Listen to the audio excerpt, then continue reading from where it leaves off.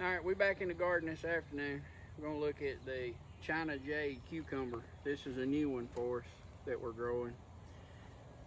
What we read about it, it's supposed to be a real good cucumber. Grows long and skinny. So we're gonna see how many we can get on this first picking. Now, one thing I notice about them, they're real sticky, prickly, you'd say. We tried one the other day, a little small one, and it had a good taste, a good flavor to it, so we're gonna let them get a little bit bigger. And you can see cucumbers, if you keep pruning them, they will definitely make heavy producers on it. But you can see they're real pretty plants. They look really good. And we will see how many we can get.